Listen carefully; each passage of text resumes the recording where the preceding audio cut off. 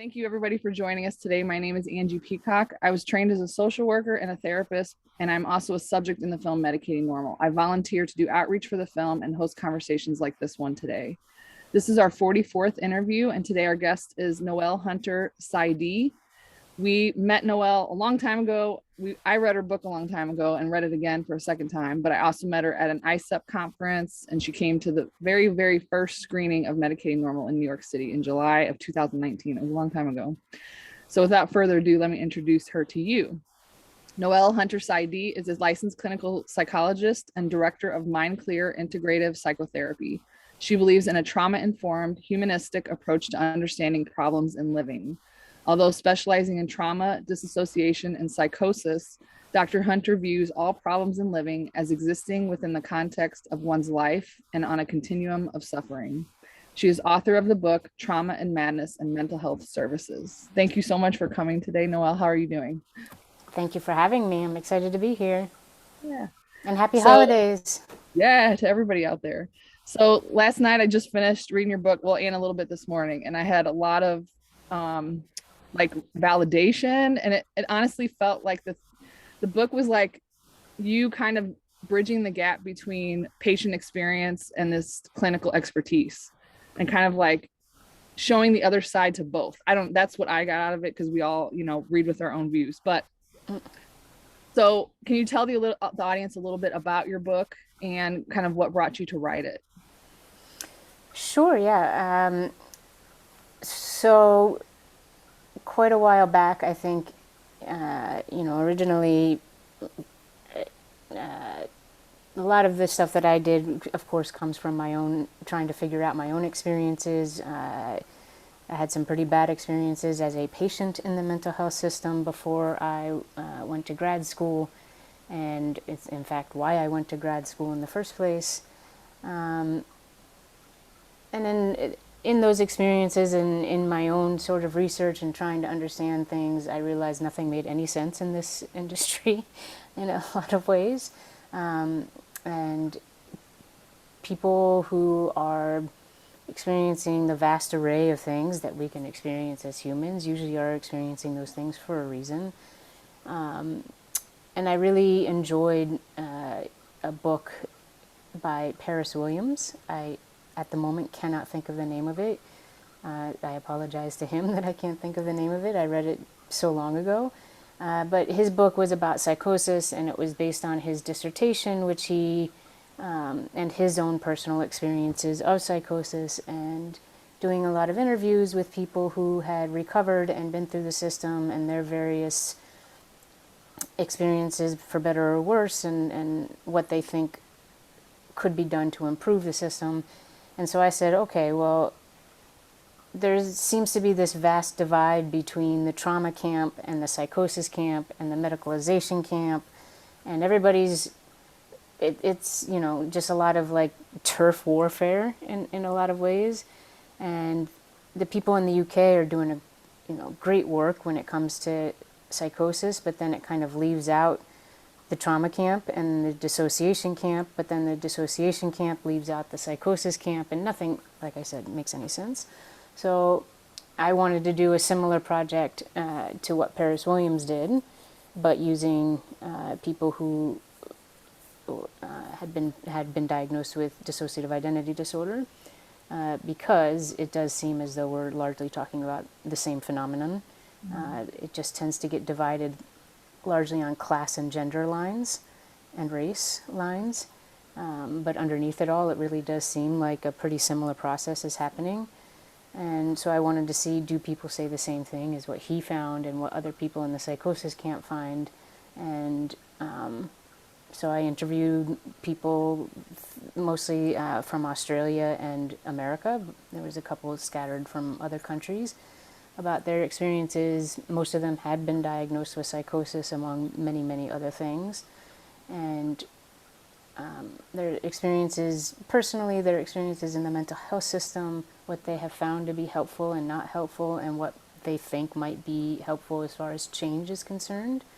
And so that was my dissertation, and I always knew I wanted to turn it into a book, and so then I published the book. So, I long think answer to a quick question. good. No, I think the book you were thinking of is Rethinking Madness by Paris Williams. Yes, Is yes, that yes, the yes, one? yes, Yeah. yes. I just saw your suggested reading list this morning. So, yep, that was it. So, yeah, I liked how you started each chapter with a quote from a person with lived experience. You know, it was like kind of that's where I think I found that, you know, that tie in all these citations with all this evidence and this proof. And then boom, here's a quote from a person with lived experience that kind of, you know, sticks with you throughout the chapter. Really cool. So what about being a therapist? Like you kind of mentioned it, you had your own situation, your own trauma within the mental health services. And I think we kind of have that in common, that I was like, well, what's wrong with me? All these people are saying something's wrong with me. So let me go to school for that and like try to figure out what's wrong with me. And I just found out there's nothing wrong with me. But anyway, so kind of what brought you to being a therapist per se? Well, first of all, I think a lot of people come into this field because they want to know, they want to understand themselves or their family or something like that. However, that was not why I came in. I had had my experiences, and because most of my work in undergrad and in some of my personal life before any of this was always about advocacy and social justice. And I recognize, oh, you know, I really thought I wanted to go into research about terrorism and some of the social justice stuff around what's going on in the Middle East and America's involvement in that and whatnot. And just issues around depression and et cetera, et cetera, et cetera. And then when I had some of my experiences, I was like, oh, this is all actually happening right here. So why go across seas and when you know the same kind of stuff is happening in front of our noses every day?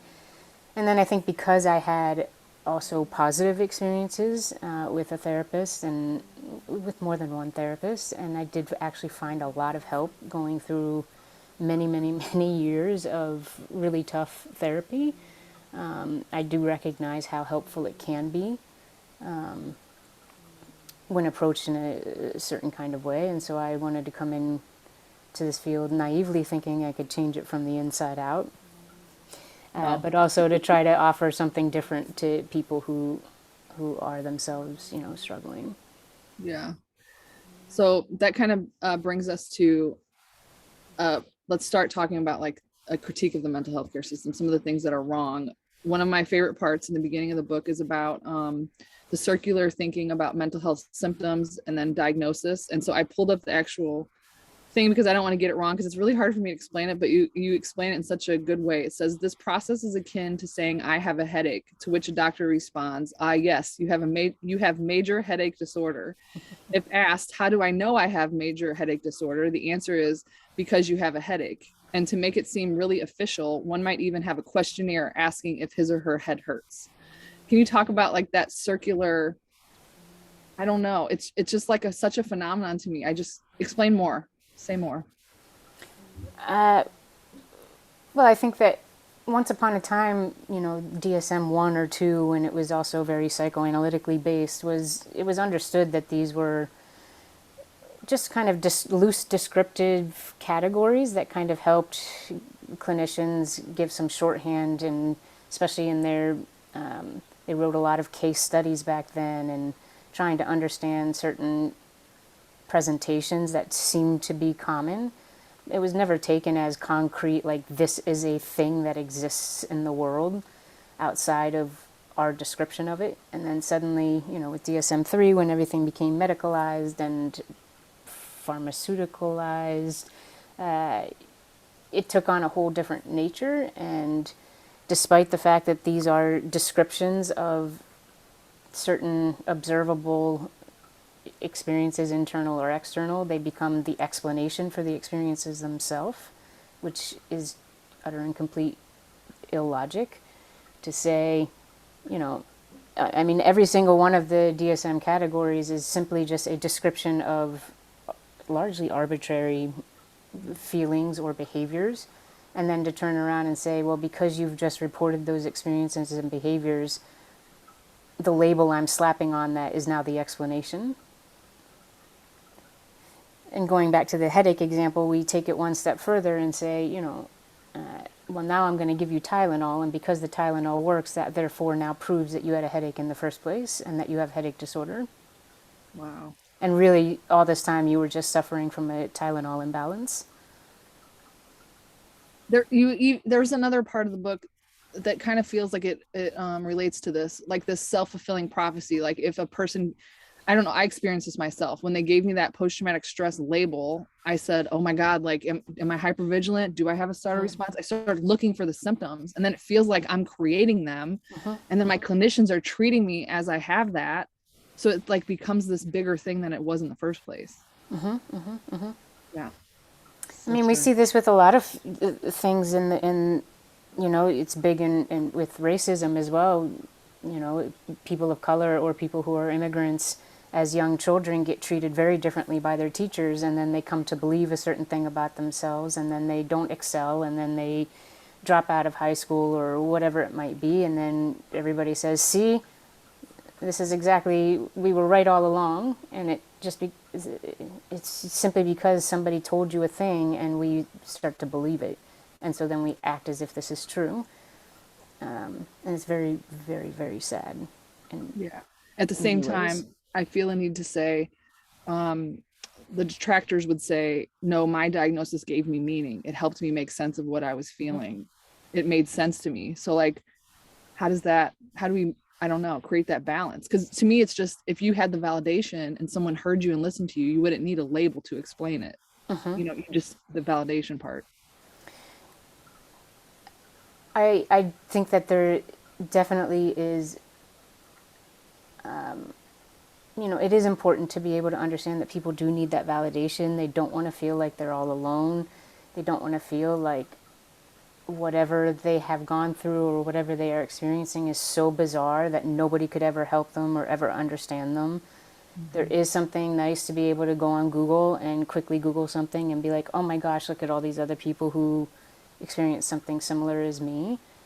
I think that we can do it in a lot better way that isn't turning around and pathologizing people and othering people and creating this narrative around illness and helplessness and the idea that nothing can change. It's just, we can do better. There are many ways to validate people, and there's many ways to be able to help people make sense of their story and to relate to other people that doesn't have to be this way. Yeah. So this is a major thing. I think the reason I wanted to be a psychologist, but then I was like, there's too much focus on the individual. And so I shifted to social work, and now I don't practice. I don't want to be a therapist. I had that experience. I was like, no, that's good. I'm good. But social work is more focused on context. Like people have real reasons why they feel the way they do, right? So you come to that conclusion even through your training and your live experience and all that. So I want to shift to like the reasons people have the feelings they do that aren't necessarily diagnosis. So like if mental health problems are not a disease or a chemical imbalance, like what is going on? Well, I think that it's very individual for each person in that sense. But in general, I think this is an extreme example, but I like using extremes to be able to make a point simply because it makes sense in that way oftentimes. Anyways, I don't know if you have ever seen images, and they're terrible images, of pigs in those containers where they cannot move around. Yes. Which is on most large farms at this point. And the pigs that are in those, I forgot what they're called, but whatever, those little cages where they cannot move around, those pigs start to, they become mad. They gnaw off all their teeth because they're chewing on the bars. They're constantly screaming. They're shut down and just practically dead but alive kind of thing. Those things, those reactions make sense, don't you think? I mean, for the pig to just be like, yeah, I'm fine. This is cool. I can't ever move, and my entire purpose is to be slaughtered. I'm good with that. I'm just going to be happy and pleasant, and that would be bizarre. But then you take that pig and you put it out on a farm somewhere where it can roam free and it's still acting that way, and we say, oh, that pig, must clearly be, mentally ill. Well, no, not if you take the time to sit down and you actually find out where and what is the context in which those feelings or behaviors or whatever developed. It makes total sense. And so I think in that way, I think when we do take the time to really listen to one's story, pick apart their family dynamics, the neighborhood they grew up in, their experiences in school, whatever it might be, a combination of all of those things slowly start to make sense over time that, like, yeah, you needed to develop this stuff in order to survive in a terrible situation of some sort, in order to keep the family together, in order to not be bullied at school, in order to get the approval of your friends, whatever it might be. But it takes a long time to sit down and, explore all of that with somebody and get past their own reasons for not wanting to see some of those things, and just all the defenses we build up. And so I guess I see it more as a defense as opposed to an illness. It's a survival mechanism. Yeah. There was one part that particularly touched me in the book about, the teen saying they put me on antidepressants and that helped me deal with the abuse that I was enduring. Mm-hmm. But like, it didn't fix the abuse, and the individual was the one reacting to the abuse, but now you've numbed that it just, it disturbs me so much. Yeah. Which just happens, every day. Yeah. With foster kids being, the group that is on the highest number of drugs and with the highest number of diagnoses and the most severe diagnoses. And these are the kids that are arguably the most abused that we have here. Most traumatized. Yeah. Yeah.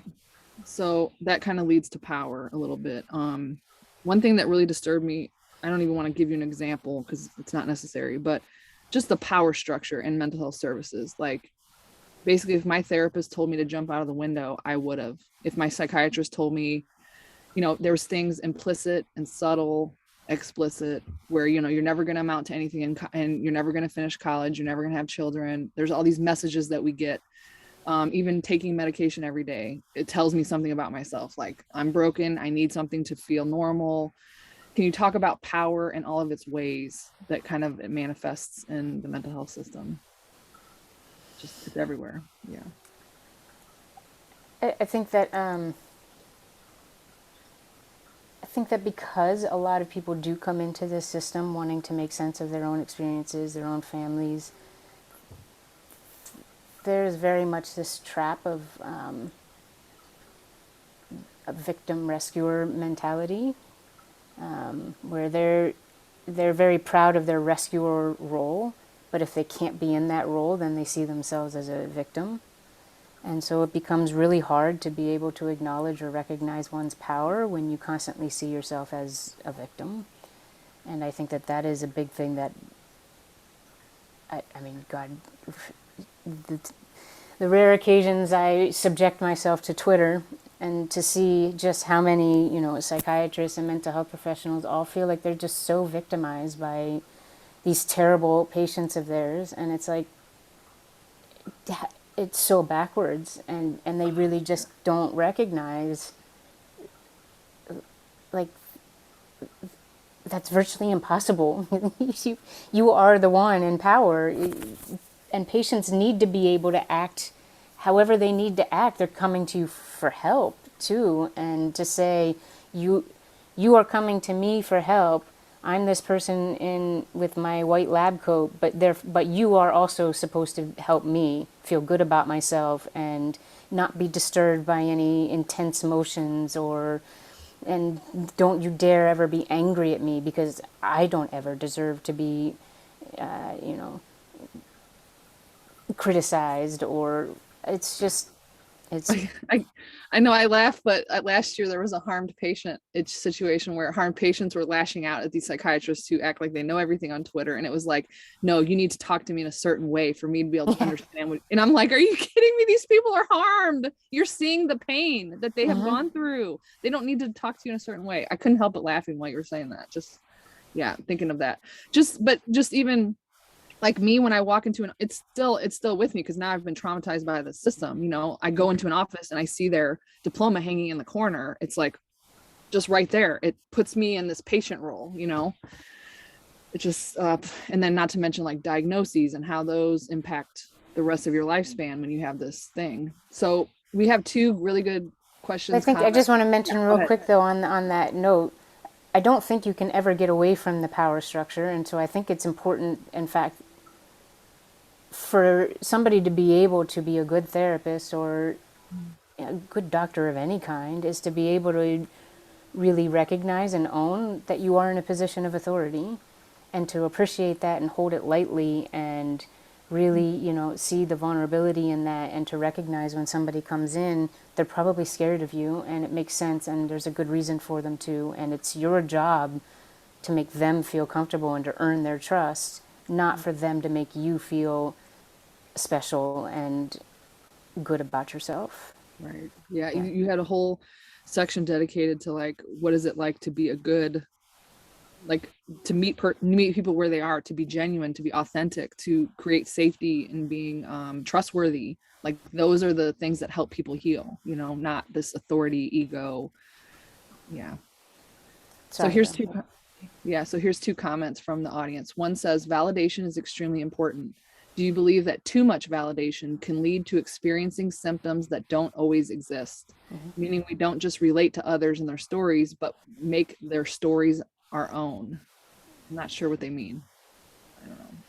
Well, the first part of it, absolutely. I think everything is about balance. I think there can be too much of anything, good or bad. And so, you know, at the same time, like somebody is coming to me for help, but also I don't want to reinforce their victim mentality either.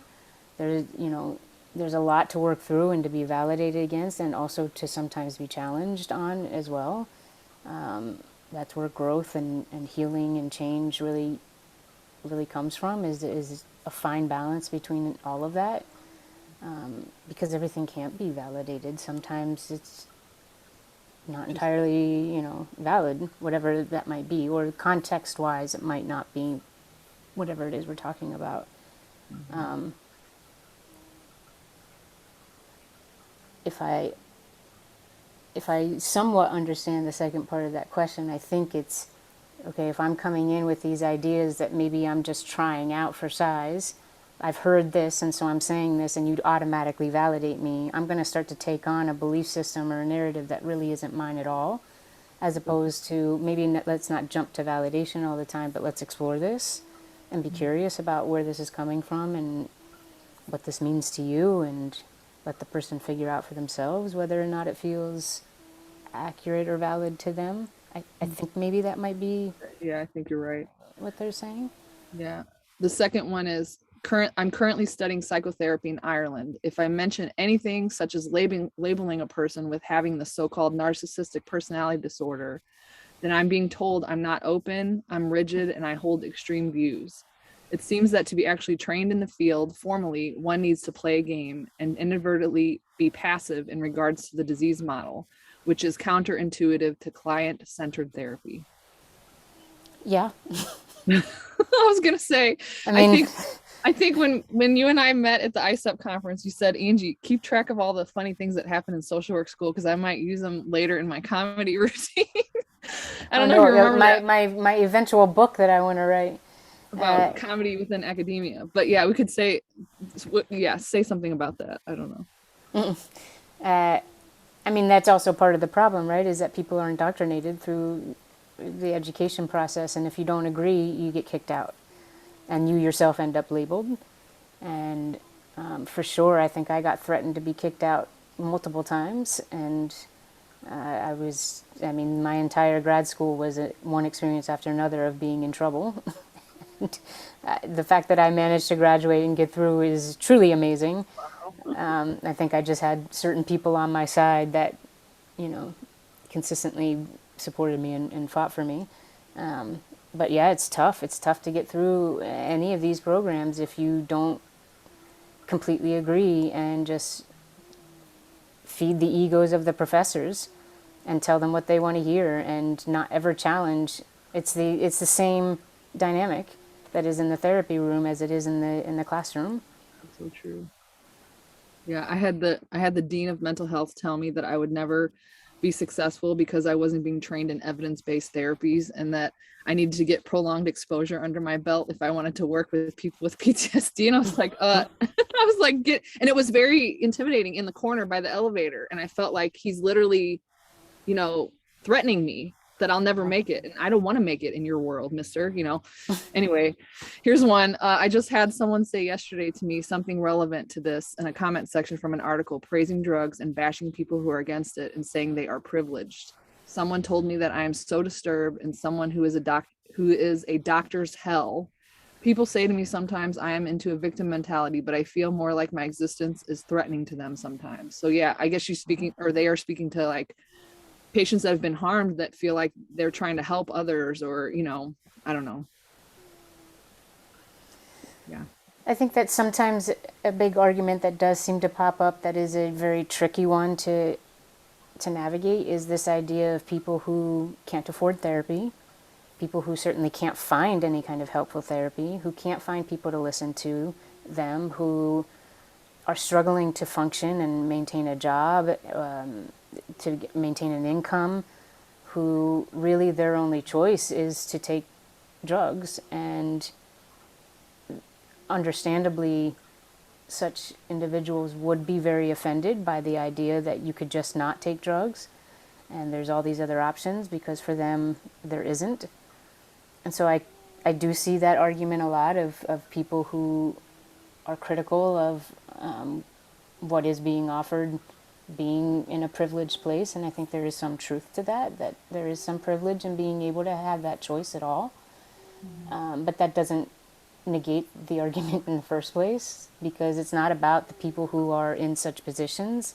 I don't think that those are the people who are being criticized. What's being criticized is the system itself, and a system that puts people in such a position in the first place. Like, what a terrible position that the only way for you to function is to take these drugs because nothing else is being offered to you. That's the criticism.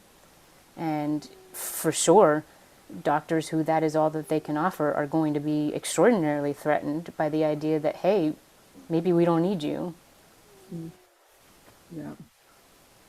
So I think I want to talk about trauma a little bit more. You know, that we've already mentioned that context, you know, the way we grow up, being bullied at school, being teased at school, the way that your parents treated you, poverty, racism, all these things impact whether people have symptoms, so-called symptoms or whatever, as seen by a mental health professional. So can we talk about the trauma-informed movement? It seems to be everywhere. And I know that there's a lot of really good things, like the book, The Body Keeps the Score by Bessel van der Kolk really like opened my eyes, like, oh my God, I don't have a brain disease. Like, there's something I can actually do about this.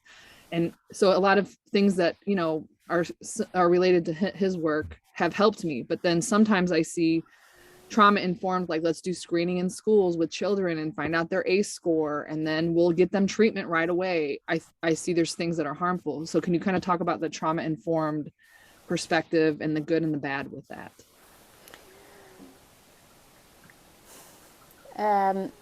This is where I'm going to try to be somewhat politically correct. Oh boy. It's hard. In some ways, I find the trauma movement to almost be worse than psychiatry.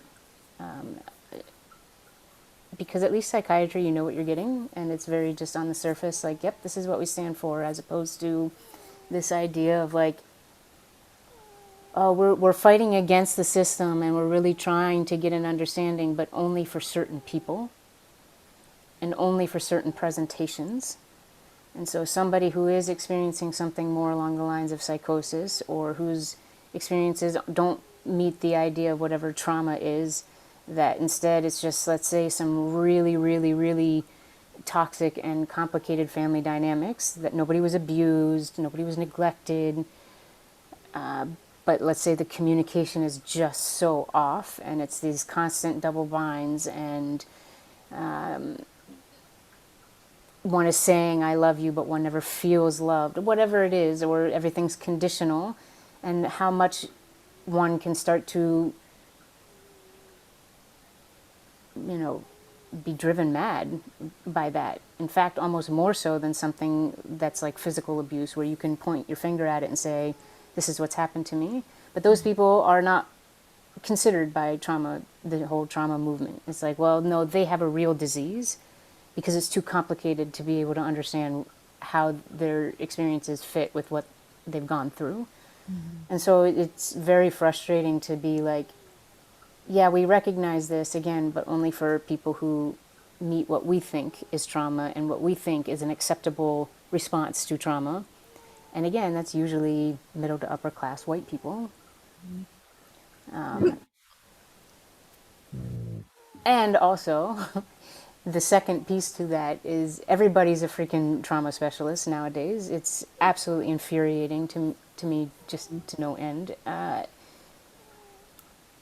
And what that means basically is if you come in and you're pleasant and you have some maybe anxiety and you've experienced an assault of some sort, or maybe probably not abuse, because you probably wouldn't be so pleasant coming in, but you're pleasant to the therapist and you're very pleasing to the therapist and there's not too much anger there, then we can work through your trauma and we can talk about what's happened to you, and I can rescue you now and make you feel better and let you know everything is okay. But 90% of trauma work is terrible for everybody involved. Yeah. It's so messy. There's so much anger. There's so much confusion. There's so much like, okay, I don't know what was just said. I said something wrong. What did this trigger? I don't know what this triggered, but I'm just really enraged right now. It's a lot of just sitting in that mess and that confusion, and the trauma being right there in that space, and it being just really unpleasant for a while you work through it and figure it out and better understand.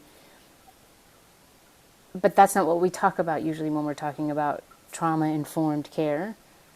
And so that's also very infuriating. Again, long answer to your question. That's good. It made me think about one thing I noticed, in all your classes in school, you have to take like ABT, which is applied behavioral therapy, and then CBT, cognitive behavioral, and CPT, all these like methods, and you have to have at least 3 methods to graduate, of course. And I picked the ones that were like least medicalized as possible, which is pretty impossible. But one thing I noticed is like you have all these constructs in your head as a therapist about this is what CBT is. So when this person says this, that's a belief and we need to change that. Or, CPT, they're identifying their triggers and they're writing their narration. So that means it's this. And there's too much. It feels like therapists are being trained with these rigid protocols and you can't even see the humanity of the person in front of you because you're too busy in your head with, oh, that's an attunement problem, or that's, the person, a parent problem, and we need to go down that rabbit hole. It's like, you can't even be with me because you're thinking about the stupid therapy that you learned in your head. That's my biggest critique. So I was drawn more to Gestalt, but that's kind of what you're saying. Like, we're here in this moment. Something just happened in this room. I don't know what it was. Let's go down. Let's just be with whatever it is. So I don't know. Tell me, what do you think about what I just said? I think that many things. I think that first of all, to actually not criticize for a moment, we live in a certain society right now, right? We live in a culture that everything is I want it now. Everything is put me in a box and give me a simple answer. And I do not want to suffer. And we have an expectation we should never suffer. We have an expectation of happiness, and that we should be able to buy it and get it quick. It's the foundation of Amazon. It's the foundation of most things that we look around and see. And so the fact that the mental health industry also takes on that same mentality is really not surprising. And it is, it is sometimes difficult when somebody comes in to see me and we talk a little bit in the beginning, and they're like, so how long is this going to take? And I'm like, a long time. It might even be a couple years. And nobody wants to hear that, I think most people intuitively understand that, but nobody wants to hear that. Mm-hmm. And also, the CBT movement was born out of a lot of valid criticism of the psychoanalytic movement, which has a lot of great things as far as taking time and being able to, it's all about sitting in this messiness and figuring out what's in the room. But in some ways, it gives the therapist even more power. Because it can become very gaslighting and very manipulative in that way when we're just constantly interpreting what's happening. And, so a lot of people abused that situation in an almost even worse way than what we have now, because it was such a mind game. Again, driving people mad, right? Because you can't put your finger on what's happening, but something isn't right here and it feels off. Not that that doesn't also happen now, but it was much more prevalent, I think, during the psychoanalytic times. And also, people would be patients for 30 years, paying $200-$300 a session for 4 or 5 sessions a week for 30 years. That's absolutely preposterous. And so CBT came along, Aaron Beck was the founder of CBT. He was a psychoanalyst, and he was like, why are we not giving people tools? Why are we just constantly talking and interpreting, and why does it have to take so long? And some of that was valid, but obviously it's just taken on this extreme form that is partly a reflection of our current society. And also, I think it's important to, if we stopped looking at these professions as, so scientific, we'd be able to see that most people can't be therapists. Like, it's an art. It's a skill that not everybody can do, because it takes so much of you. Just not everybody can do it. And I think right now we have this idea that anybody can if you just go to school for a couple years, and all you need is some manual or these tools, and each therapist is just replaceable with another therapist. And not true. No. Do you think, as you were talking about that, it made me think about my own therapy history of, more than a decade. And then after all this medication thing happened to me and the film was made, I was very anti-therapy. Like, I don't want anybody coming in my head and trying to rearrange the furniture. It feels like the ship is sinking, like, get away from me. But I've noticed, just because I'm just in tune more than I used to be because of no medication, that like I'm looking for things that are wrong. And it's almost made me neurotic. Like, you have all these problems and you need to fix them, and oh my God, you got to get them now. Or do you think there's too much therapy? Like, is therapy too much? Can there be such a thing as having too much therapy? Absolutely, for sure. And I think that I have said that to almost all of my clients at some point who have been in more longer term therapy, is like, yeah, you've had too much therapy. Stop overthinking everything. Yeah. Everything doesn't have to be questioned. Right. Like, just be. At some point, you you gotta are. just be. Exactly. And there's nobody on earth who's got it all figured out and has no problems anymore. And the person who thinks that they do, that person has got a lot of problems.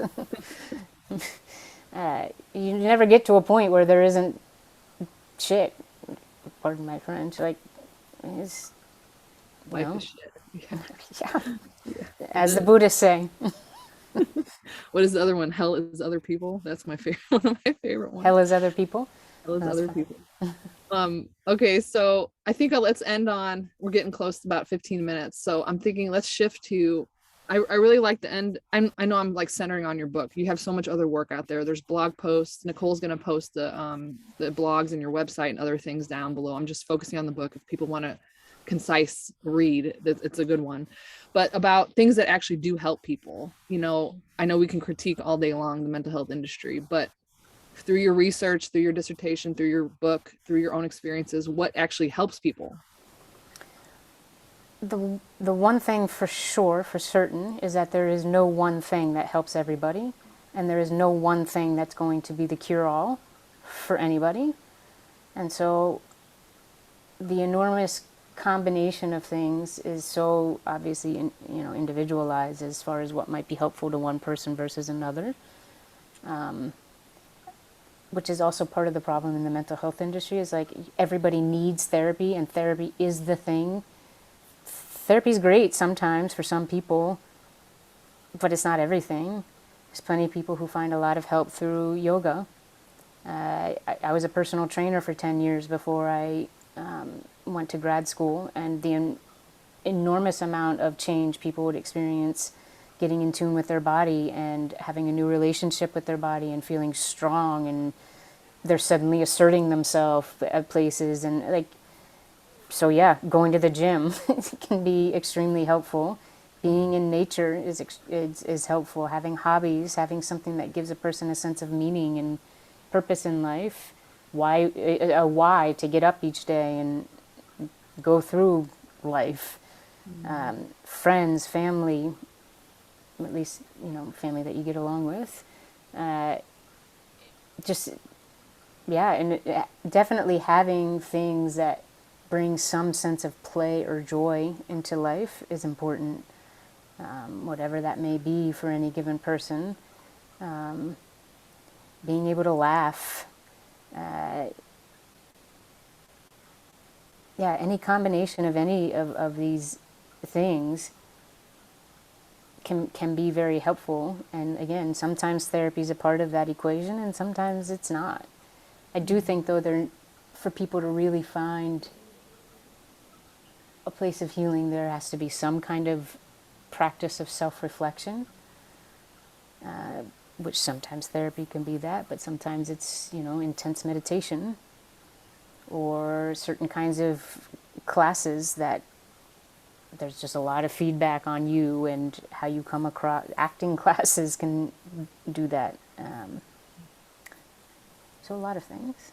A lot of things, yeah. And I've noticed for myself, sometimes things work for 2 years, and then I just get bored with it and I have to switch it up and share something else. But it's all a journey. There's no like destination of like, now you're healed and you're done and you don't have to ever do anything to feel good ever again. There's one comment about what you just said. I think you kind of answered it, but it says, I'm wondering what Noel's take about therapy being seen as the default treatment now. Therapy isn't necessarily helpful, can be damaging, especially if it's enforced, like for children. If you're in emotional distress, medication and therapy are the panacea now. This therapeutic and mindfulness mode can be damaging also. Yeah. Yep.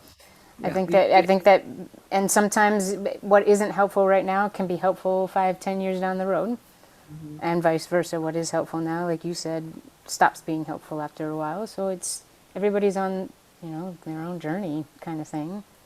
Yeah. And how mindfulness has been co-opted by the mental health field is a whole nother.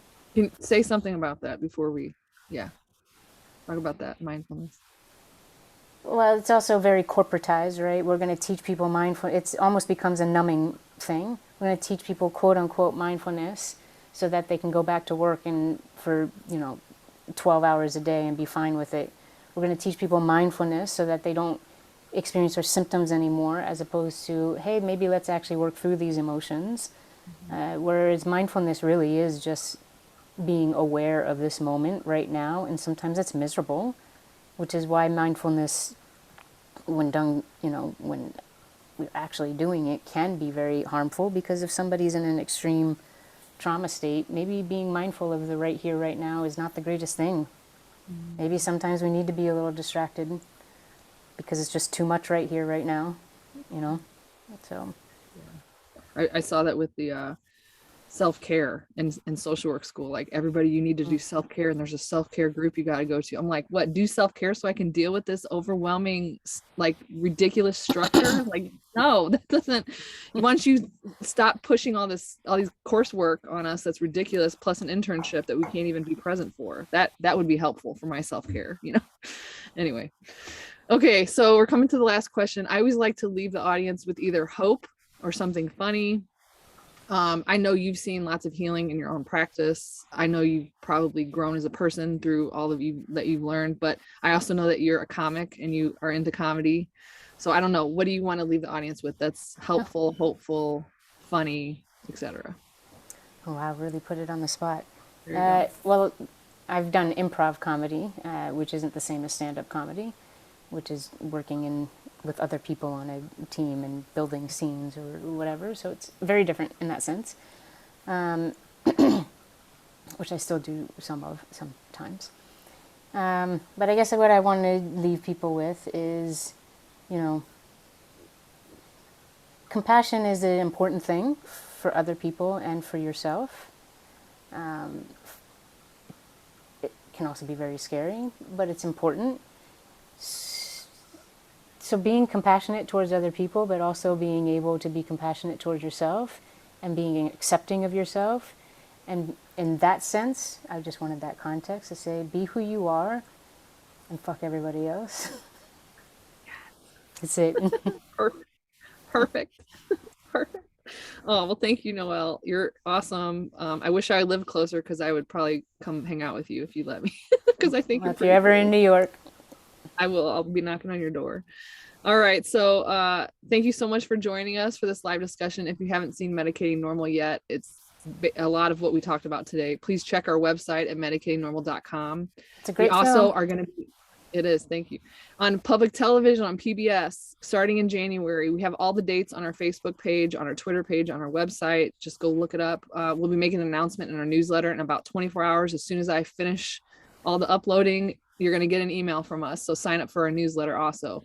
We also have interviews like this one coming up. I can't remember right now who Nicole is interviewing next week. Oh my God, I can't remember. But we have really cool people coming up too, in addition to our past ones that we've already had. All right. And lastly, if you'd like to support our outreach efforts and bring the film and conversations like this one to communities worldwide, you can make a donation for end of year at medicatingnormal.com/donate. Thank you all so much. Thank you, Noel, for your work, for who you are, for being who you are, for all the work you've done. This book is excellent. I think it's mandatory reading. It should be in college classes. I'm going to actually email one of my professors and say, you need to put this book on your reading list because it's just that good. It combines lived experience and science, and it's awesome. Thank you guys. All right. Have a good one. See y'all later.